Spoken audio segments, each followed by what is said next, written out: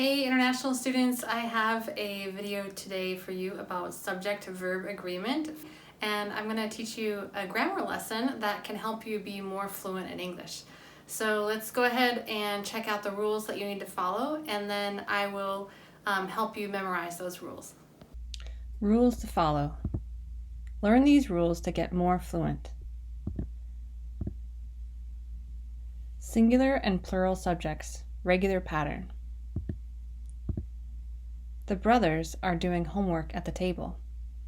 The brothers is the subject, and it follows the regular pattern, so the verb should be plural, are.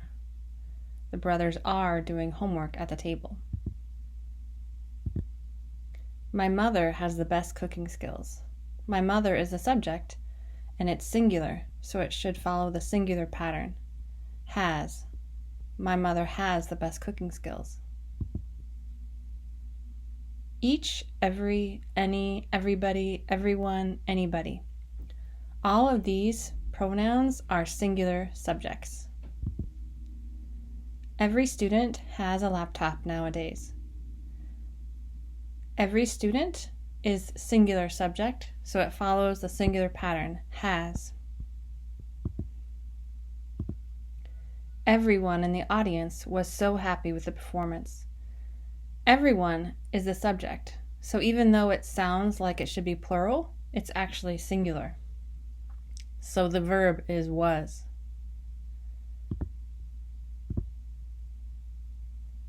A lot, most of, some, percentages, and fractions equal either singular or plural, depending on the noun that comes after. Some students are great at taking tests. So the noun students is plural, so the verb that agrees with it should be plural, are. Some furniture is uncomfortable. So why is this singular? It's because the noun furniture is a non-count noun. It means that it is singular as a subject. Some furniture is uncomfortable. Only about 30% of the population visits museums regularly. So notice now we have a fraction, right? But what's the noun that comes after the fraction? Population. Population is singular as a subject here. So the verb is visits with an S to make it agree in singular. What about this sentence? About 20% more visitors need to come if they're going to make a profit. Now we have the noun visitors, right? So this is plural. Now the subject agrees with the verb in a plural way, need. Now look at this one with a lot of. A lot of fruit comes from a local farm. What about that noun fruit? Why is it a singular subject? It's because fruit is a non-count noun, so it agrees with the verb comes with an S. A lot of the fruit comes from a local farm. Now we have strawberries. Strawberries you can count, right? So a lot of the strawberries are too ripe to eat. What does ripe mean? Ripe means when the fruit gets too old and it doesn't taste good. It starts to taste bad. Blocks of money, distance, and time. Usually singular as a subject. Let's look at these examples. 10 miles of walking on the rocky beach is long and difficult. So 10 miles of walking on the beach, on the rocky beach, 10 miles of walking is singular as a subject. 8 hours is a lot of time to spend on a plane. So now we have 8 hours as a singular subject. 8 hours is a lot of time. Non-count nouns. For example, advice, food, furniture, homework, information, knowledge, liquid, money, and research. You need to memorize all of these words as non-count nouns. The water is so refreshingly cold. So water is a type of liquid, right? So water is a non-count noun.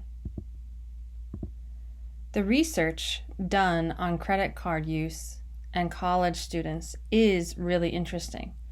So now we have the research as a subject, and notice that it is a singular subject. Is the verb. Furniture. The furniture in those apartments has nice style. So again, the word furniture, even though it seems like it's a plural subject because there can be more than one piece of furniture, right? But when you just use the word furniture alone as a subject, it's singular. But if you want to make it plural, now you have to change it. So you need to say the piece of furniture, right? So now you can make it one piece, or you could say the pieces of furniture. So now you can qualify which kind of furniture you're talking about. You could also say couch for this picture here. Couch and couches, so now it is countable. Here's another example. Being a student at BU is awesome, but the homework given is really a lot sometimes. So now we're looking at the use of homework. Homework is a non-count noun. I hear students saying homeworks all the time, but just remember that this one is actually non-count.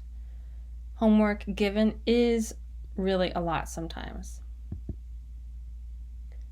Okay, here's another rule to memorize. Gerund and infinitives as singular subjects. Living in Boston with access to the subway trains makes life so easy and convenient. So notice the gerund living is used at the beginning of the sentence as a subject, right? So now the verb make has an S on it because it is singular. Makes life so easy. Here's another one with an infinitive at the beginning of the sentence. To go out to eat for brunch on the weekends is so fun, but it can be quite expensive. To go out to eat is the subject of the sentence. So now the verb is singular.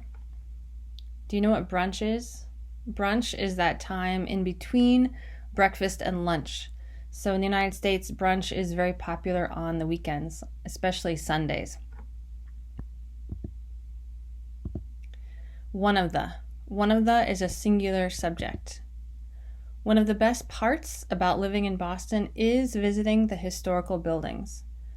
So here, even though we see the word parts, right? Well, we're just talking about one of the best parts. So it's kind of confusing because you have the plural noun, but you don't follow the rule about that plural noun. You follow the rule about the one. So that's why this has a singular verb that follows is.